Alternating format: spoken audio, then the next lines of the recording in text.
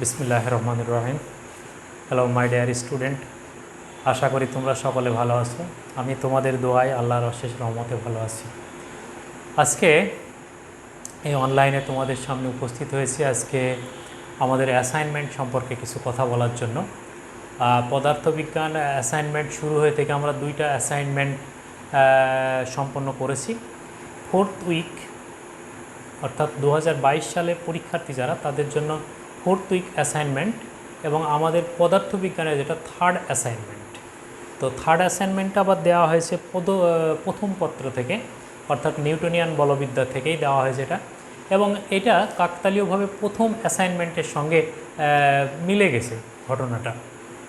তো এই অ্যাসাইনমেন্টগুলো সম্পর্কে এর গুরুত্ব আর নতুন করে বলার প্রয়োজন নেই, কারণ এই অ্যাসাইনমেন্টগুলো যেভাবে তোমাদের সামনে দেওয়া হচ্ছে, গত কয়েকদিন আগেও আমরা শিক্ষামন্ত্রীর ঘোষণা থেকে দেখলাম যে প্রশ্ন প্রণীত হয়, সেই প্রণীত প্রশ্ন থেকেই প্রশ্ন তুলে দিয়ে অ্যাসাইনমেন্টে দেওয়া হচ্ছে। তাহলে সেই ক্ষেত্রে অ্যাসাইনমেন্টের গুরুত্ব কিন্তু অনেক বেশি, এবং এই অ্যাসাইনমেন্টের মার্কসগুলো যেভাবে সংরক্ষণ করা হচ্ছে এবং যেভাবে অফিসিয়ালি আমাদেরকে মেনটেন করে পাঠাতে হচ্ছে, সেখান থেকে বোঝা যায় যে এই অ্যাসাইনমেন্টের মার্কসগুলো তোমাদের জন্য খুব গুরুত্বপূর্ণ। তো যারা অ্যাসাইনমেন্ট জমা দিচ্ছ না বা দিতে সমস্যা মনে হচ্ছে এই কোভিডের কারণে, তারা অ্যাসাইনমেন্টগুলো অবশ্যই নিয়মিতভাবে নিজ নিজ কলেজ অফিস কক্ষে জমা দিয়ে দিও। তো আজকে চলো আমরা 4th অ্যাসাইনমেন্ট সম্পর্কে কিছু কথা বলি। অ্যাসাইনমেন্টের উত্তর নয়, এই অ্যাসাইনমেন্টগুলো আমরা যেন সঠিকভাবে উত্তর করতে পারি সেই বিষয়গুলো নিয়ে আমরা একটু আলোচনা করব।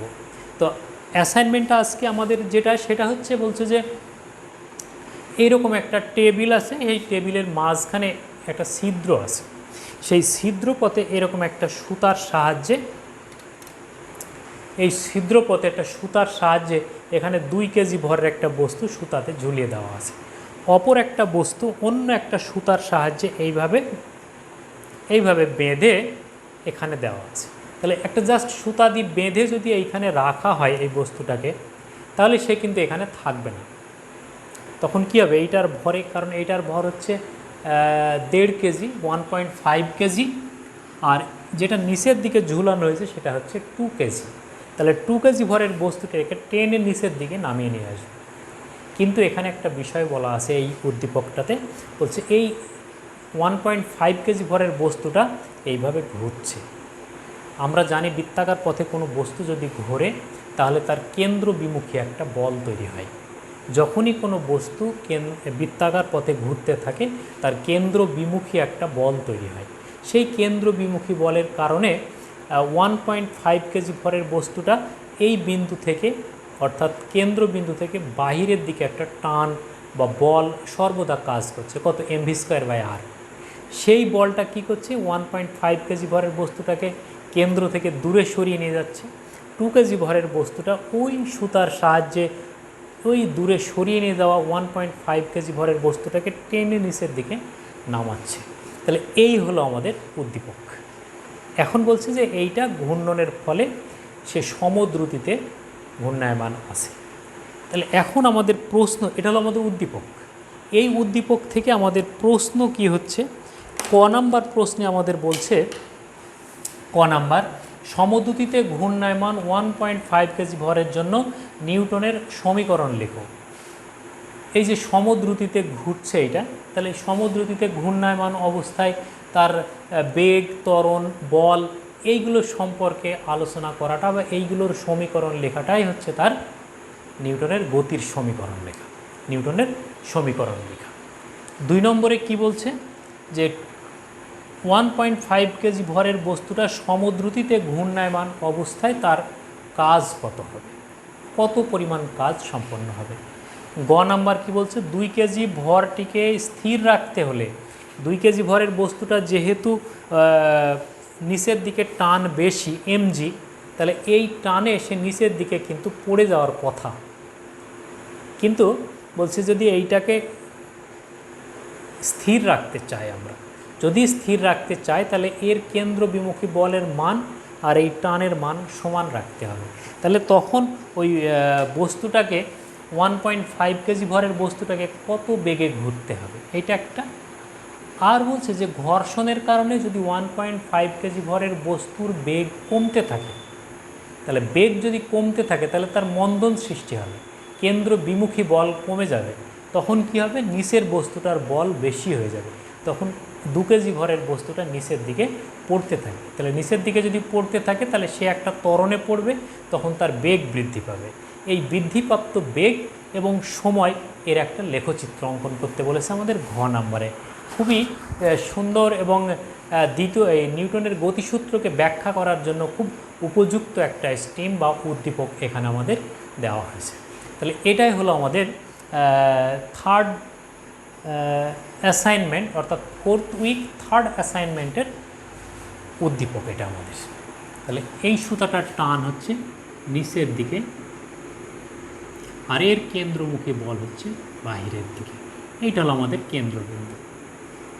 এইটা তাহলে আমরা প্রথমে যদি ক নাম্বার প্রশ্নের উত্তরে যাই তাহলে কি হবে। ক নাম্বারে বলছে সমদ্রুতিতে ঘূর্ণায়মান 1.5 কেজি ভরের বস্তুর জন্য নিউটনের সমীকরণ লেখো। এখন প্রশ্ন হচ্ছে যে সরল পথে সমবেগে চলমান বস্তুর ত্বরণ থাকে না।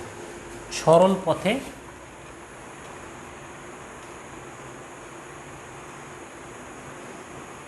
সমবেগে চলমান বস্তুর ত্বরণ a = 0।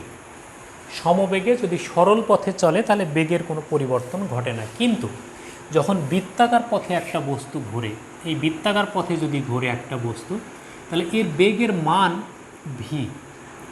এই বিন্দুতে বেগের মান v, কিন্তু এই v আর এই v, এটা যদি v1 এটা v2 বলি, এই v1 সমান v2 মান ঠিক আছে, কিন্তু অভিমুখ ঠিক নেই। তাহলে এই বেগ কিন্তু পরিবর্তনশীল বেগ, অর্থাৎ সমবেগ যদি বৃত্তাকার পথে থাকে তাহলে বৃত্তাকার পথে ঘূর্ণায়মান বস্তুর সমবেগ হলেও কিন্তু ত্বরণ থাকে। তাহলে সমবেগে বৃত্তাকার পথে ত্বরণ সৃষ্টি হয়।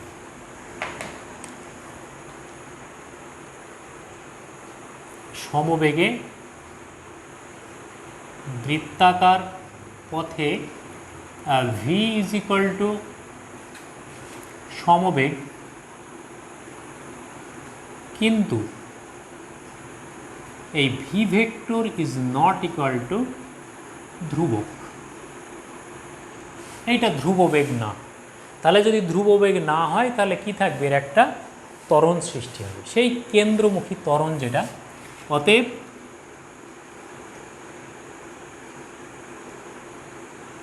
কেন্দ্রমুখী ত্বরণ a = v² r। v হলো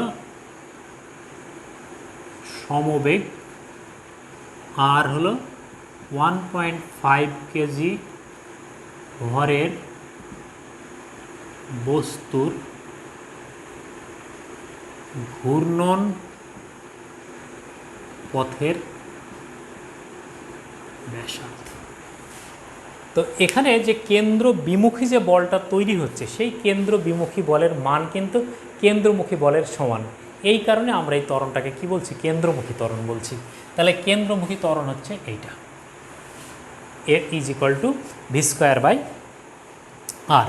তাহলে এইটাকে আমরা এভাবে বলতে পারি, v = যেহেতু r omega, v = r omega, অতএব r ওমেগা, তাহলে কি হবে, a = v² r = ω² r।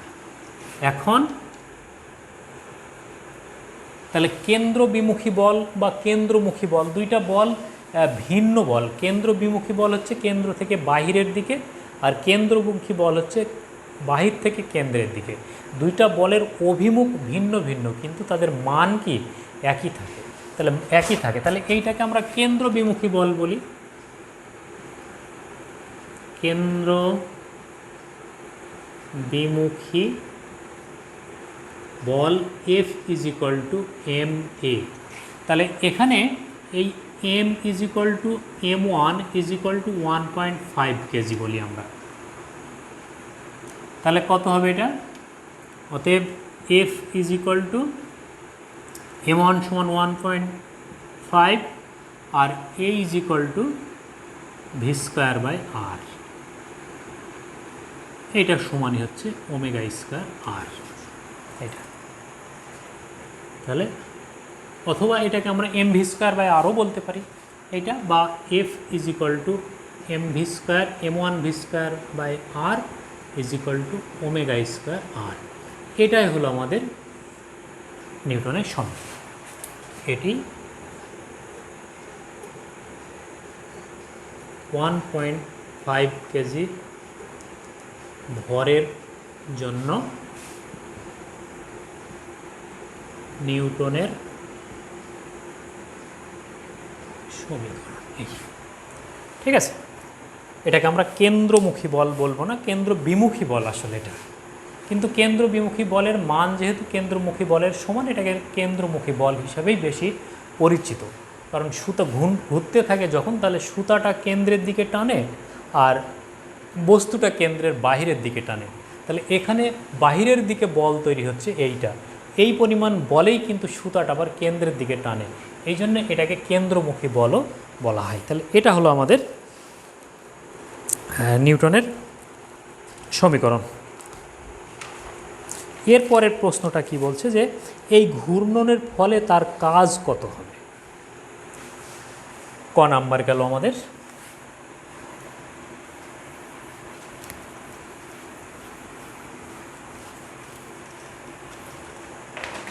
খ,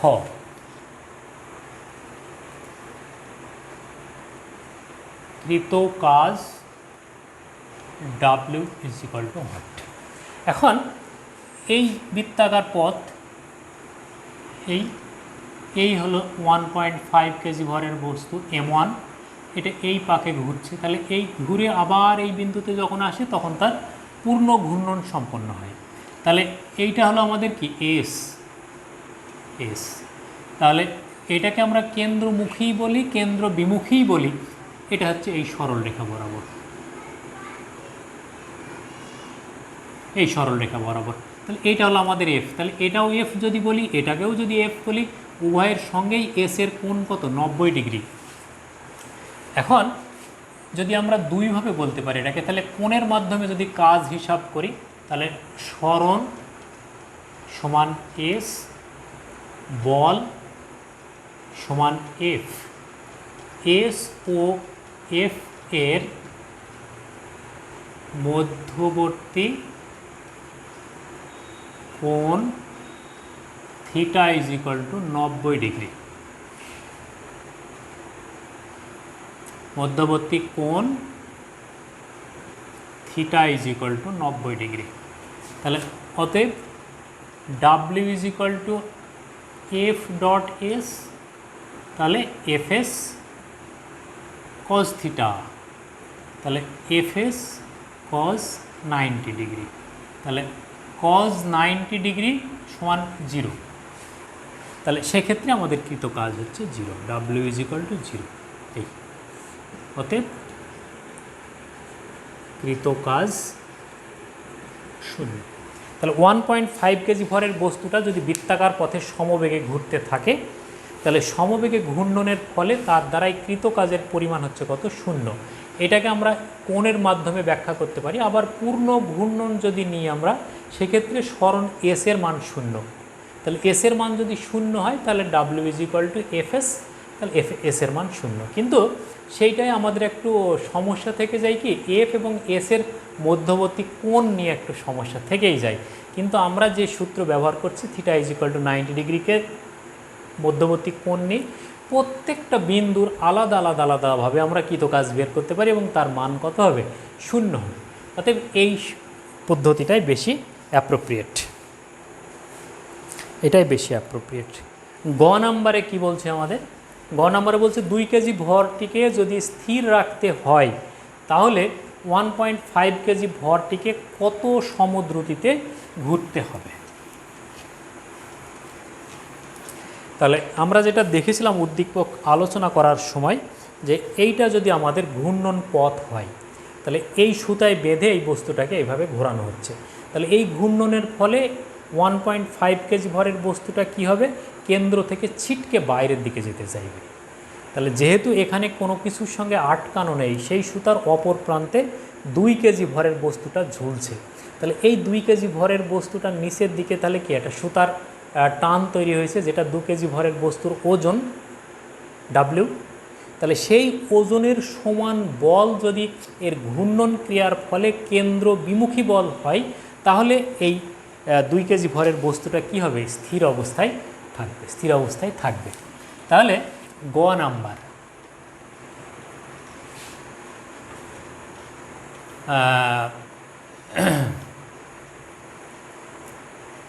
1.5 কেজি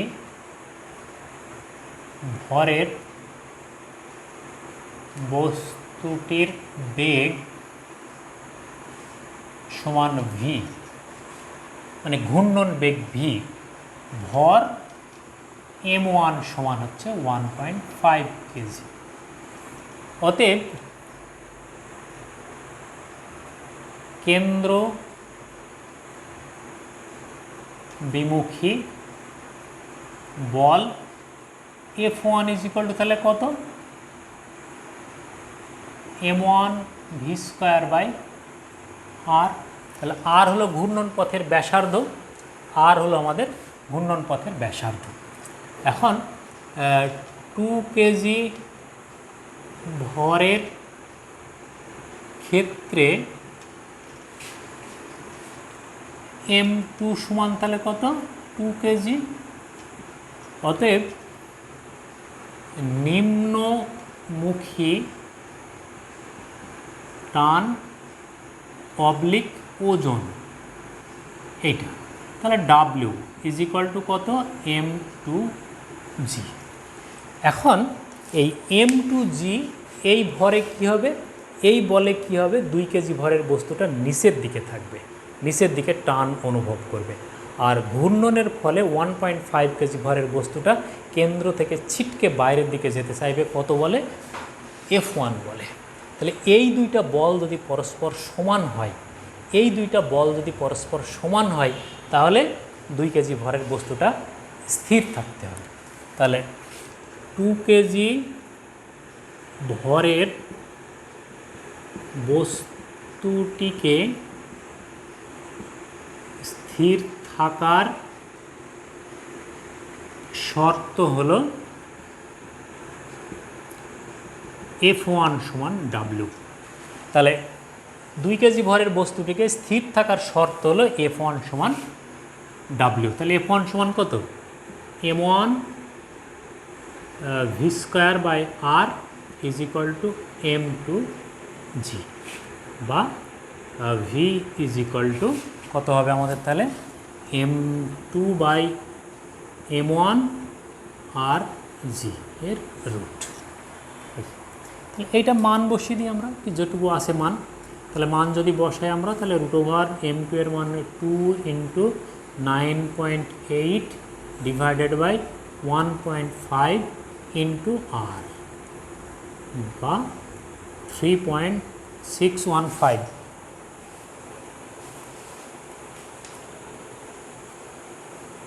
625 √r। এটাই হলো আমাদের ভি এর মান, এটাই হলো আমাদের ভি এর মান। তাহলে এই বেগে যদি আমাদের এই ভি মিটার পার সেকেন্ড, তাহলে 1.5 কেজি ভরের বস্তুটি 1.5 কেজি ভরের বস্তুটি 1.5 কেজি ভরের বস্তুটি 3.625 √r মিটার পার সেকেন্ড বেগে ঘুরলে 2 কেজি ভরটি স্থির থাকবে। এই তাহলে 1.5 কেজি ভরের বস্তুটি যদি এই বেগে ঘোরে, এই বেগে ঘোরে, তাহলে 2 কেজি ভরের বস্তুটি স্থির থাকবে। তাহলে এর ঘূর্ণনের ফলে কি হচ্ছে, কেন্দ্র বিমুখী বল তৈরি হচ্ছে, যেটা হচ্ছে বাইরের দিকে টেনে সিটকে চলে যাওয়ার চেষ্টা করছে। সেই সিটকে যাওয়া বলটাকে প্রশমিত করছে 2 কেজি ভরের বস্তুর ওজনটি, নিম্নমুখী একটা বল। ঠিক আছে, তাহলে এটা গেল আমাদের গ নাম্বার প্রশ্নের উত্তর। এবার ঘ নাম্বারে কি বলছে আমাদের, ঘ নাম্বারে বলছে যেহেতু 1.5 কেজি ভরের বস্তুটার একটা ঘর্ষণ বল কাজ করছে, যেহেতু 1.5 কেজি ভরের বস্তুটির একটি ঘর্ষণ বল কাজ করছে, তাহলে ঘর্ষণ বল কাজ করার কারণে, এই ঘর্ষণ বল কাজ করার কারণে ঘূর্ণনের ফলে যে ঘর্ষণ বল কাজ করছে, সেই ঘর্ষণ বলের কারণে ভি এর মান কমতে থাকবে। তাহলে 1.5 কেজি ভরের বস্তুটিতে ঘর্ষণ বল কাজ করলে বেগ হ্রাস পাবে এবং F = m1 v²/r সূত্র হতে F এর মান হ্রাস পাবে। তাহলে F এর মান যদি হ্রাস পায় তাহলে কেন্দ্র বিমুখী বল কমে গেল। তাহলে কেন্দ্র বিমুখী বল যদি কমে যায় তাহলে বস্তুর 2 কেজি ভরটি নিচের দিকে পড়তে থাকবে, F এর মান হ্রাস পাবে। ফলে 2 কেজি ভরটি একটি ত্বরণে, সেটা হলো এ ত্বরণ, আমরা ধরে নিলাম একটি ত্বরণে, এ ত্বরণে নিচের দিকে পড়তে থাকবে এবং এর বেগ সময়ের সাথে বৃদ্ধি পাবে। তাহলে অতএব m2 এর আদি বেগ v0 সমান 0, ত্বরণ সমান a, সময় সমান t। এখন v = v0 + at, এটাই হলো তার সূত্র। আমরা gt বলতে পারছি না, কারণ হচ্ছে এখানে একটা লব্ধি ত্বরণ এসে নিচের দিকে নামতে থাকবে, জি ত্বরণ এসে নিচের দিকে নামবে না, কারণ উপরের দিকে তার একটা কেন্দ্র বিমুখী যে বল, তার একটা টান 0 না, কিন্তু যেহেতু 0 না তাহলে তার একটা টান আসেই। তাহলে অভিকর্ষ ত্বরণ থেকে কিছু ত্বরণ মিনিমাইজ হয়ে একটা লব্ধি ত্বরণ এ থাকবে। তাহলে v0 0, v = at। তাহলে এ সমান কি, ধ্রুব ত্বরণ, অতএব v = t, যা মূল বিন্দু গামী সরল রেখার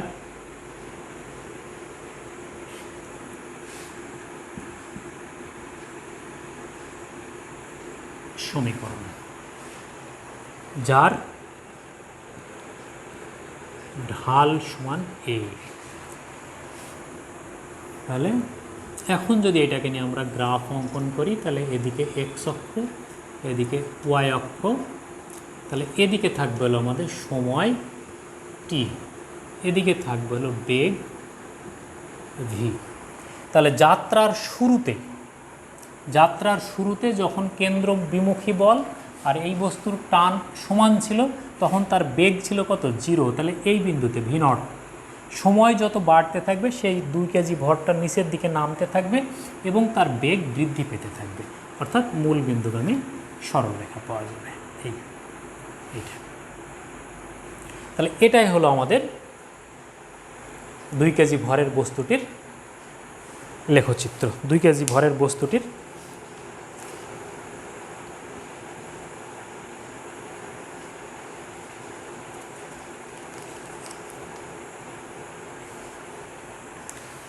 তাহলে এটি হলো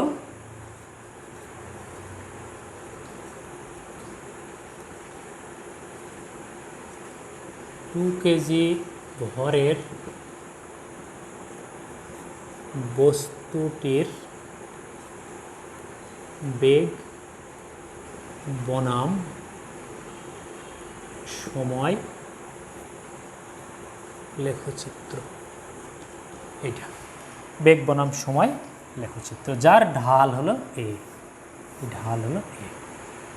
ঠিক আছে, তাহলে এই হলো মোটামুটি আমাদের থার্ড অ্যাসাইনমেন্টের আলোচনা।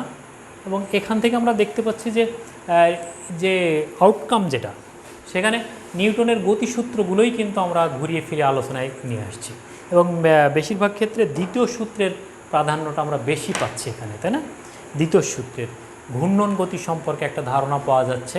এখান থেকে খুব ইম্পর্ট্যান্ট একটা তথ্য বের হয়ে এসছে, সেটা হলো যে ঘূর্ণনশীল বস্তুতে যদি সমবেগও থাকে, তবুও কিন্তু ওই বস্তুতে কি থাকে? ত্বরণ থাকে। যেটা আমরা সরল পথে সমবেগে চলতে থাকলে সেখানে কোনো ত্বরণ থাকে না, এটা আমরা দেখতে পাচ্ছি। ঘর্ষণের ফলে বেগ হ্রাস পাচ্ছে, সেই বেগ হ্রাসের কারণে কেন্দ্র বিমুখী বল কমছে, কেন্দ্র বিমুখী বল কমার কারণে 2 কেজি ভরের বস্তুটা নিচের দিকে পড়তে শুরু করছে। সেই পতনশীল বস্তুর ক্ষেত্রে বেগ বৃদ্ধি এবং সময়ের সাথে কিভাবে বেগ বৃদ্ধি পাচ্ছে তার লেখচিত্র হচ্ছে আমরা এখানে আলোচনা করলাম। এগুলো হচ্ছে আমাদের তাহলে থার্ড অ্যাসাইনমেন্ট সম্পর্কে আলোচনা। তোমরা এগুলো সুন্দরভাবে দেখবা, পড়বা, বুঝবা, সুন্দর পরিচ্ছন্ন কাগজে স্পষ্ট হাতে লিখে, নাম রোল স্পষ্টভাবে লিখে নিজ নিজ কলেজে জমা দেবে। আর এই প্যান্ডামিক সিচুয়েশান, যেখানে নিজে সুস্থ থাকা সবথেকে বড়